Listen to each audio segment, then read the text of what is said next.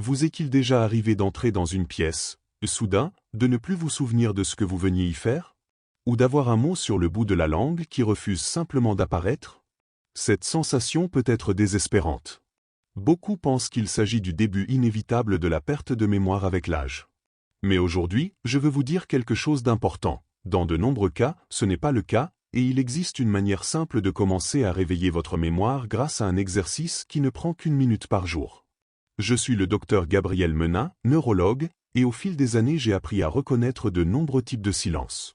Certains silences sont paisibles, mais d'autres pèsent, inquiètent et semblent crier depuis l'intérieur de l'esprit. Le silence d'un mot qui ne sort pas quand on en a besoin. Le silence de rester immobile sur le seuil d'une porte sans se souvenir pourquoi on est entré dans la pièce. Ou encore le silence dans le regard d'un être cher lorsque vous essayez de raconter quelque chose et que soudain vous perdez le fil. J'ai vu ces silences des centaines de fois dans les yeux de mes patients. Avec le temps, on apprend à les lire et à comprendre ce qui se cache derrière cette frustration silencieuse. Et je me souviens particulièrement d'une patiente qui est arrivée à mon cabinet avec cette sensation constante de vide dans la mémoire. Elle s'appelait Elena. Quand Elena est venue me voir, sa vie était remplie de petits oublis qui la rendaient de plus en plus insécurisée. Elle m'a raconté que le moment le plus difficile survenait lorsqu'elle regardait de vieilles photos. Un jour, elle a pris une photographie de son mariage. Sur l'image, elle apparaissait souriante, entourée de sa famille. Mais en la regardant, elle a ressenti quelque chose d'étrange, comme un creux froid dans l'estomac. Elle pouvait voir son visage heureux sur la photo, mais elle n'arrivait plus à entendre dans sa tête le rire de son père pendant le toast. Elle se souvenait qu'il avait raconté une blague, elle savait que tout le monde avait ri, mais le son, l'émotion, le moment semblaient s'être éteints. Le souvenir était là, mais sans vie. Comme une carte postale sans son ni sentiment. À cet instant, Elena a ressenti quelque chose que beaucoup de patients m'ont décrit avec la même peur. La sensation que son histoire, ses souvenirs et même son identité disparaissaient peu à peu. Elle pensait que c'était inévitable. Une condamnation qu'elle devait accepter avec les années. Mais ce jour-là, je l'ai regardée dans les yeux et je lui ai dit quelque chose qui a complètement changé sa manière de voir ce qui se passait. Elena, votre cerveau n'est pas cassé. Votre cerveau attend simplement les bonnes instructions pour se réveiller. Je lui ai montré un exercice très simple, quelque chose qui ne prend que 60 secondes par jour. Lorsque je lui ai expliqué, au début cela lui a semblé trop simple. Elle pensait qu'une chose aussi petite ne pouvait faire aucune différence. Mais avec le passage des jours, cette petite minute a commencé à changer quelque chose dans son esprit. Peu à peu, elle a commencé à sentir que les souvenirs retrouvaient des couleurs, des sons, des détails. Cette clarté mentale qu'elle croyait perdue a commencé à revenir. Et aujourd'hui, je veux partager ce même exercice avec vous. Parce que personne ne mérite de vivre entouré de ces silences. Je veux vous poser une question en toute sincérité. Vous est-il déjà arrivé qu'un mot vous échappe exactement au moment où vous en avez besoin? Ou que le nom de quelqu'un que vous connaissez bien disparaisse pendant un instant? Ou encore d'entrer dans une pièce et de ne plus savoir pourquoi vous y êtes allé? Si vous avez ressenti cette petite pointe de frustration, si vous vous êtes déjà demandé en silence si vous étiez en train de perdre la mémoire, je veux que vous vous souveniez de deux choses très importantes. La première, vous n'êtes pas seul. Des millions de personnes vivent cette expérience. La seconde est peut-être la plus importante. Dans de nombreux cas, ce n'est pas quelque chose que vous devez accepter comme inévitable. Il existe une idée très répandue selon laquelle la mémoire s'use simplement avec les années et qu'il n'y a rien à faire. Mais cette croyance est l'un des plus grands pièges lorsqu'on parle du cerveau. Restez avec moi, car dans les prochaines minutes, je ne vais pas seulement vous montrer l'exercice d'une minute qui a aidé Elena et beaucoup d'autres patients, mais vous allez aussi comprendre quelque chose de fascinant. Votre cerveau possède une capacité surprenante à s'adapter, à se renforcer et même à se rajeunir, quel que soit votre âge. Lorsqu'Elena est arrivée à mon cabinet, elle m'a expliqué que son problème n'était pas apparu du jour au lendemain. Ce n'était pas quelque chose de soudain. C'était plutôt comme un brouillard qui avait commencé à entrer lentement dans sa vie. Au début, cela semblait être des choses sans importance. Un jour, elle était au supermarché à la recherche d'une épice pour une recette. Elle savait parfaitement laquelle elle devait prendre, elle pouvait voir le pot dans son esprit, mais le mot n'apparaissait tout simplement pas. Elle est restée immobile devant l'étagère pendant plusieurs minutes à essayer de s'en souvenir. C'était du paprika. Mais son cerveau n'arrivait pas à lui donner ce mot. Elle m'a avoué qu'à ce moment-là, elle avait ressenti une immense honte, comme si tout le monde pouvait voir que quelque chose ne fonctionnait pas bien dans sa tête. Finalement, Elle a dû sortir son téléphone et écrire dans le moteur de recherche « épices rouges pour les ragoûts ». C'est le téléphone qui lui a montré le mot que sa propre mémoire n'arrivait pas à trouver. Avec le temps, ces situations ont commencé à se répéter plus souvent. Peu à peu, elle a commencé à éviter certaines conversations avec ses amis parce qu'elle avait l'impression de ne plus pouvoir suivre le rythme. Elle avait peur de rester bloquée au milieu d'une discussion. Et cette peur a commencé à refermer son monde. Une femme qui autrefois aimait les réunions, les appels et les longues conversations a commencé à s'isoler. Sa vie sociale s'est réduite peu à peu jusqu'à ce qu'il lui arrive de passer parfois des journées entières sans parler à personne d'autre que sa famille. Mais il y a eu un moment qu'elle considère comme l'un des plus douloureux. Un après-midi, son petit-fils de 7 ans lui montrait un dessin de la famille. Il a pointé l'un des petits personnages et lui a demandé avec une innocence totale « Mamie, tu te souviens comment s'appelle l'oncle ?» Il parlait du propre frère d'Elena. Et pendant une seconde terrible, le nom n'est pas venu. Elle m'a raconté qu'à cet instant elle a senti ses yeux se remplir de larmes. Elle ne voulait pas inquiéter l'enfant, alors elle lui a simplement dit qu'elle était un peu fatiguée. Mais cette nuit-là, elle n'a pas pu dormir. Quand elle est venue me voir en consultation, la voix brisée, elle m'a posé une question que je n'oublierai jamais. « Docteur, qui suis-je si je ne peux même pas me souvenir du nom de mon frère ?» Parce que perdre la mémoire ne signifie pas seulement oublier où l'on a laissé ses clés. Pour beaucoup de personnes, cela donne l'impression que les racines qui les relient à leur propre histoire commencent à s'affaiblir. Avant d'arriver dans mon cabinet, Elena avait consulté d'autres médecins. La plupart lui disaient la même chose, que c'était normal pour son âge, qu'elle devait essayer de ne pas se stresser et qu'elle fasse des mots croisés. Mais elle avait l'impression que personne n'écoutait réellement ce qui lui arrivait. La résignation commençait à s'installer dans sa vie. Elle pensait que son destin était peut-être de devenir une spectatrice silencieuse de sa propre histoire. Et lorsqu'une personne perd l'espoir, l'un des plus grands ennemis du cerveau apparaît. Je dis toujours à mes patients que le désespoir est un poison silencieux pour l'esprit. C'est pourquoi, avant de lui parler de l'exercice qui pouvait l'aider, j'avais besoin qu'elle comprenne quelque chose de fondamental, ce qui se passait réellement dans son cerveau. Le brouillard mental qu'Elena décrivait n'apparaît pas par magie. Bien souvent, il n'est que le signal visible de déséquilibres qui se sont accumulés dans notre mode de vie. Quelque chose que j'explique souvent en consultation est que de nombreux problèmes de mémoire ne commencent pas directement dans le cerveau, mais dans nos habitudes quotidiennes. L'un des premiers points que nous avons examinés a été son alimentation. Il existe quelque chose que beaucoup de personnes ont déjà ressenti sans s'en rendre compte, cette sensation de lourdeur mentale après avoir mangé des aliments très riches en farine raffinée ou en sucre. Cette somnolence, cette légère confusion, ce que certains appellent le brouillard après le repas. Dans de nombreux cas, cela est lié à la résistance à l'insuline. Lorsque le corps reçoit constamment des pics de glucose, les cellules commencent à répondre de moins en moins à l'insuline, l'hormone chargée de gérer cette énergie. Et ce déséquilibre affecte directement le cerveau, qui est l'organe qui consomme le plus d'énergie dans tout le corps. Un cerveau mal nourri ne fonctionne pas à son plein potentiel. Un autre facteur que nous avons examiné a été le sommeil.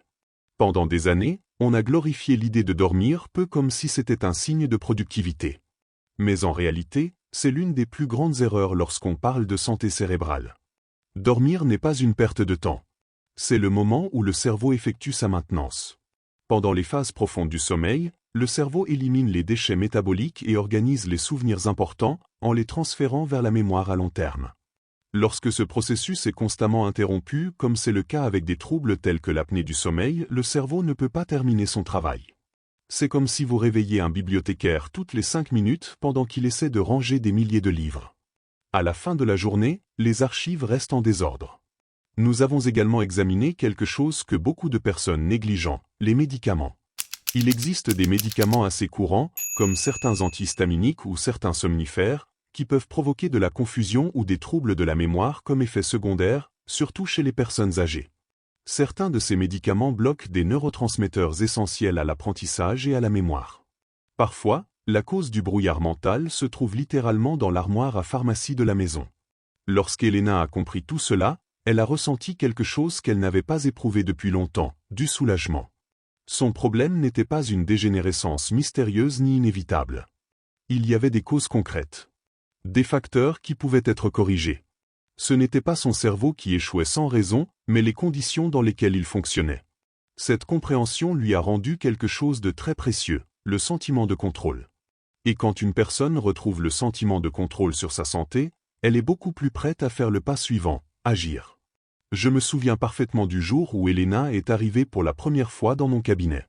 Une amie commune lui avait parlé de moi et lui avait dit quelque chose qu'elle m'a répété en s'asseyant en face de moi. On dit que vous écoutez vraiment. Malgré cela, elle est entrée avec peu d'attente.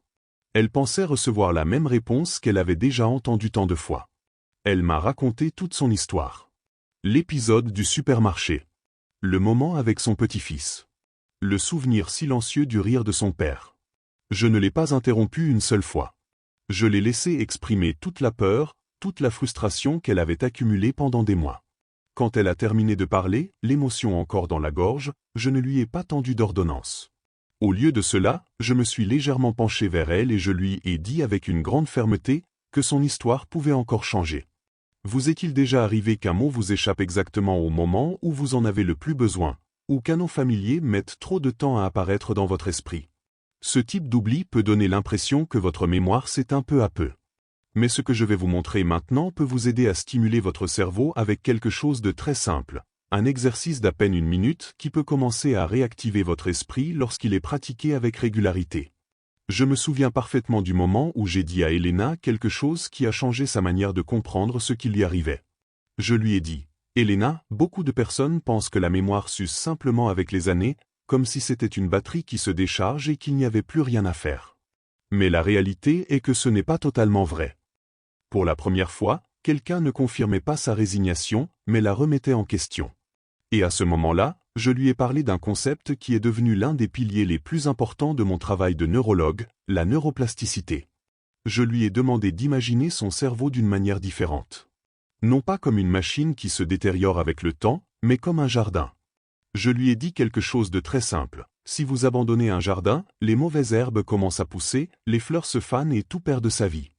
Mais si vous recommencez à en prendre soin, si vous l'arrosez, si vous retirez ce qui gêne et si vous plantez de nouvelles graines, ce jardin peut refleurir. Peu importe le nombre d'hivers qui sont passés. Cette image l'a profondément touchée. Parce que pour la première fois, elle comprenait que son cerveau n'était pas quelque chose de rigide ni condamné au déclin. C'était quelque chose de vivant, dynamique, capable de changer et de se renforcer. Je lui ai expliqué que chaque fois que nous apprenons quelque chose de nouveau, chaque fois que nous utilisons notre esprit d'une manière différente, nous créons ou renforçons des chemins dans le cerveau. Ce sont comme des sentiers qui relient les neurones.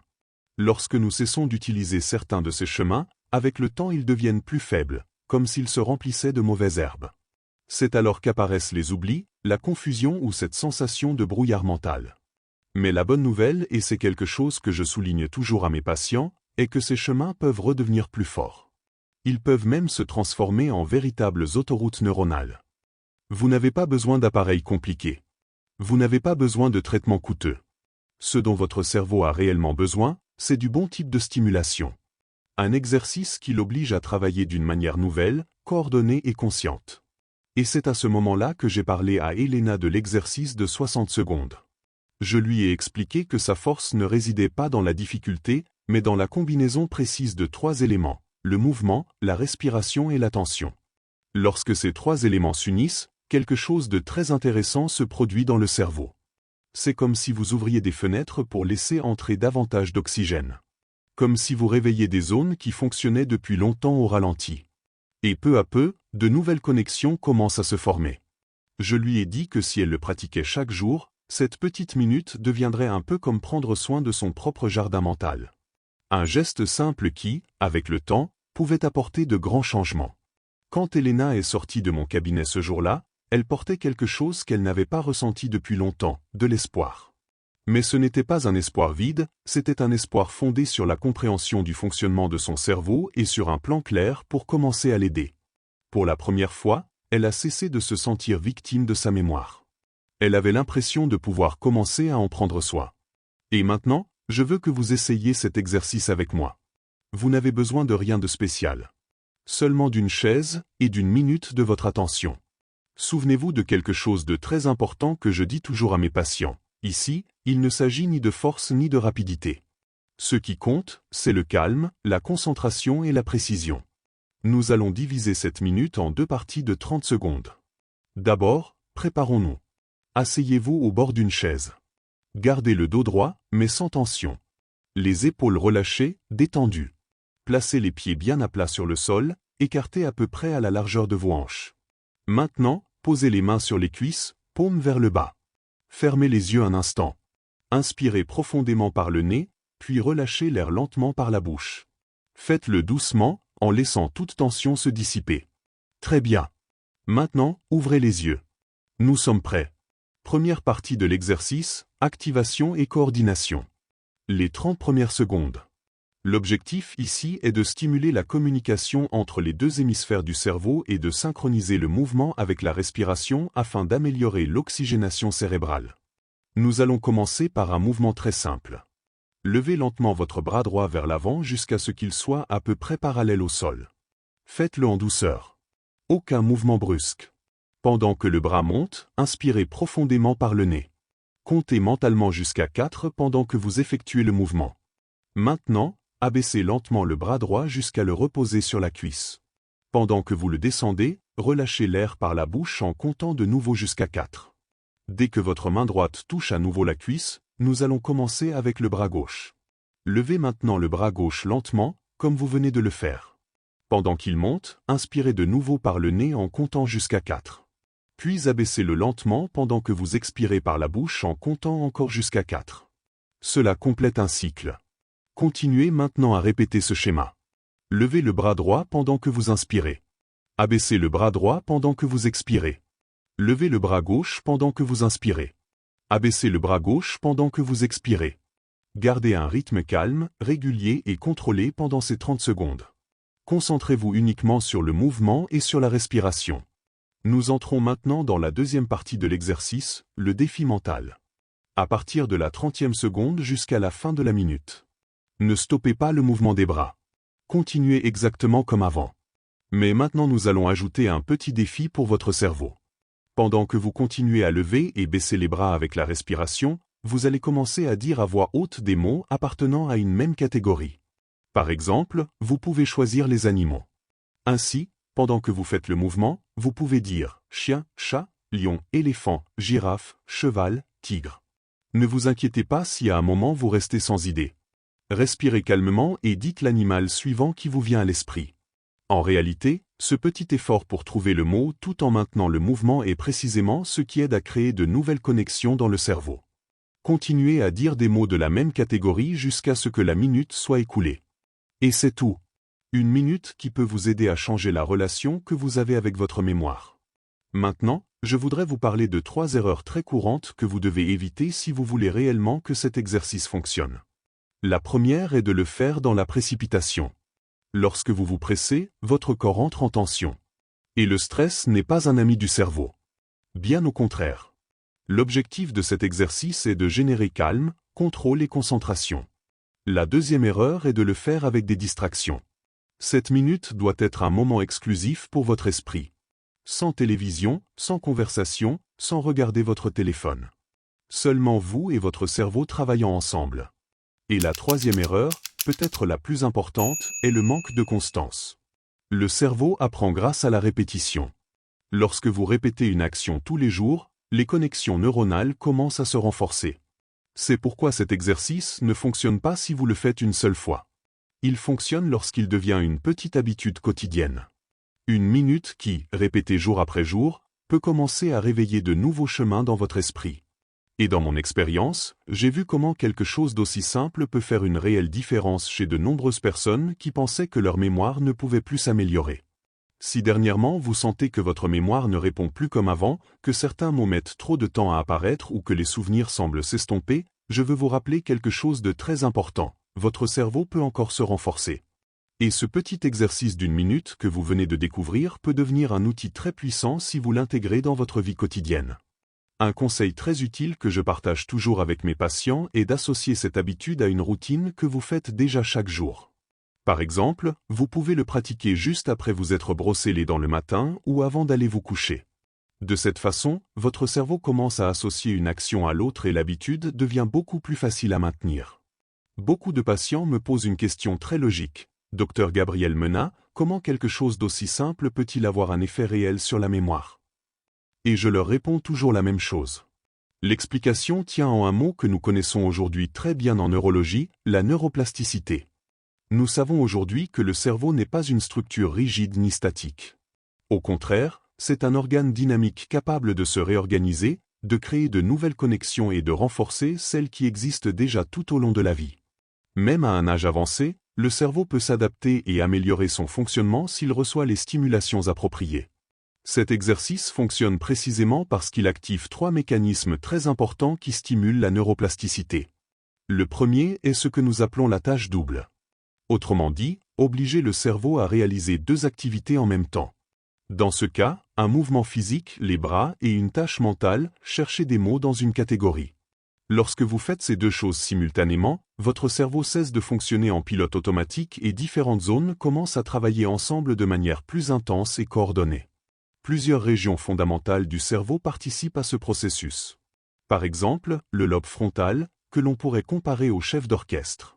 C'est la zone chargée de l'attention, de la planification et de la prise de décision.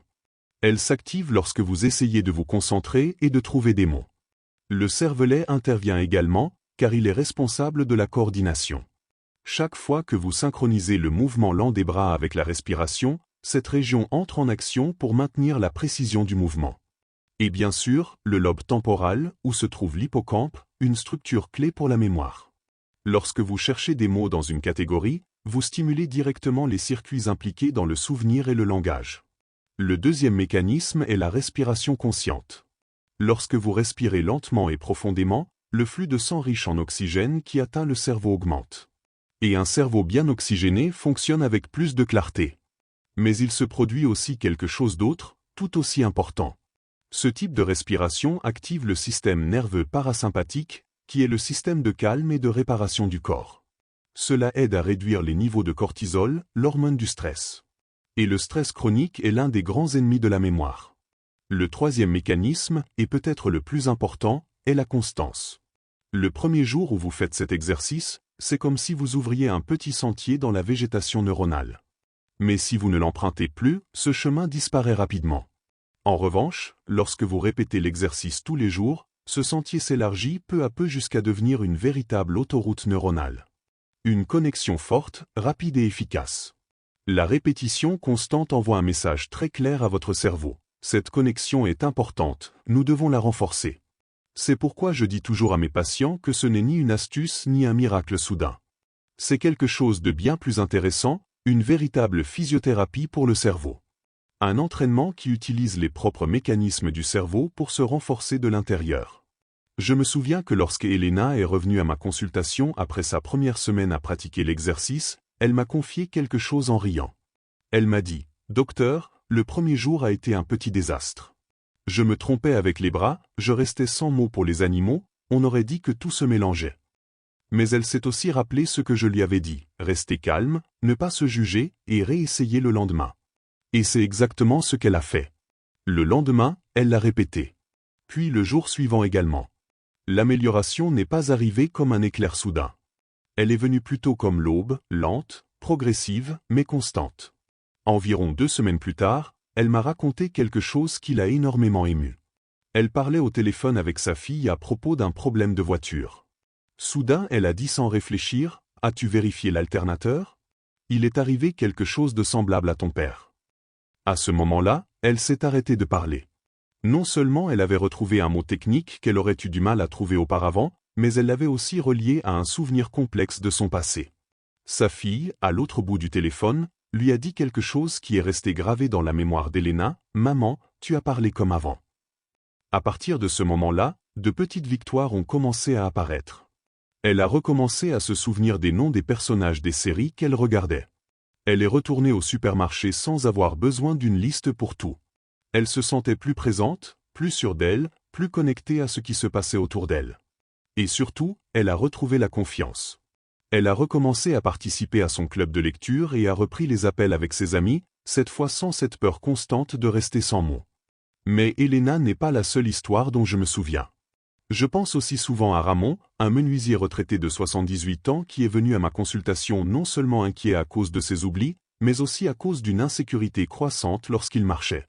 Il avait peur de perdre l'équilibre et de tomber. Je lui ai enseigné une variante très similaire de cet exercice. 15 jours plus tard, il est revenu avec un sourire qui disait tout. Il m'a dit, « Docteur Gabriel Menat, je marche avec plus de sécurité, mais ce qui est curieux, c'est que je sens aussi mon esprit plus clair, comme si quelqu'un avait allumé une lumière dans ma tête. » L'histoire de Ramon nous rappelle quelque chose de très profond. Le corps et le cerveau ne fonctionnent pas séparément. Ils sont profondément connectés. Lorsque nous stimulons l'un, nous aidons souvent aussi l'autre. J'ai vu des histoires semblables de nombreuses fois au cours de ma carrière. Des personnes qui, grâce à des routines simples de stimulation mentale, parviennent à stabiliser leurs difficultés ou à retrouver une qualité de vie qu'elles pensaient perdue. Mais l'un des moments les plus émouvants pour Elena est arrivé 3 mois plus tard. Elle était en train de ranger un vieil album de famille et est tombée à nouveau sur la photographie de son mariage. La même image qui, quelques mois plus tôt, lui avait provoqué ce vide silencieux. Elle m'a raconté qu'elle a fermé les yeux, et soudain elle l'a entendu clairement. Le rire de son père. Et alors elle s'est souvenue de la blague qu'il avait racontée pendant le toast. Elle est restée seule dans son salon à rire, les larmes aux yeux. Des larmes de retrouvailles avec un souvenir qu'elle croyait perdu. Puis elle m'a dit quelque chose que je n'oublierai jamais. « Docteur, mon jardin est en train de refleurir. » L'histoire d'Elena nous laisse une leçon très puissante. Ne sous-estimez jamais l'impact des petits gestes que vous répétez chaque jour. Cette minute qu'elle consacrait à son cerveau chaque matin n'était pas seulement un exercice. C'était une décision. Une manière de se dire « Mon esprit compte, ma santé compte, et je ne vais pas abandonner. » Aujourd'hui, j'ai voulu partager avec vous son histoire et le même outil que je lui ai enseigné. Cet exercice de 60 secondes qui peut vous aider à réveiller votre cerveau. Souvenez-vous de 3 idées clés, constance, calme et confiance dans l'incroyable capacité de votre esprit à se renforcer. Maintenant, la décision vous appartient. Vous pouvez fermer cette vidéo en pensant que les oublis sont simplement une partie inévitable de la vie, ou vous pouvez faire quelque chose de très simple. Levez-vous, trouvez une chaise et offrez-vous votre première minute. Je vous propose un petit défi.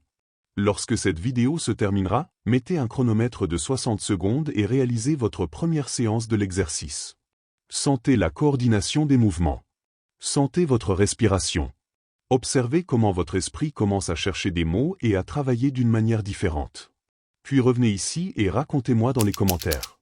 J'aimerais beaucoup savoir comment vous vous êtes senti, quelle catégorie vous avez choisi ou quels souvenirs vous aimeriez renforcer. Lire vos expériences et créer une communauté qui se soutient mutuellement est quelque chose de très précieux pour tous. Si cette vidéo vous a aidé, je vous invite aussi à vous abonner à la chaîne, à activer la cloche des notifications et à partager ce contenu avec quelqu'un qui pourrait en avoir besoin. Parfois, une simple vidéo peut faire une vraie différence dans la vie de quelqu'un. Ici, sur la chaîne du Dr Gabriel Menat, nous publions chaque jour de nouvelles vidéos avec des conseils simples pour prendre soin de la mémoire, du cerveau et de la santé en général. Et avant de nous dire au revoir, je voudrais vous inviter à quelque chose que je considère profondément important. Prenez un moment pour remercier Dieu pour la vie, pour le temps que nous avons et pour l'opportunité d'apprendre des choses qui nous aident à prendre soin de notre corps et de notre esprit. La gratitude est aussi une forme puissante de bien-être. Merci de m'avoir accompagné jusqu'à la fin. Je suis très heureux de pouvoir partager avec vous cet espace consacré à l'amélioration des habitudes et aux soins de la santé. Demain, nous aurons une nouvelle vidéo ici sur la chaîne du Dr Gabriel Menat avec d'autres conseils pratiques pour vous aider à garder un esprit actif et une vie plus saine. Je vous attends. Votre bien-être compte vraiment. Et souvenez-vous toujours de ceci, votre cerveau a encore beaucoup à faire fleurir.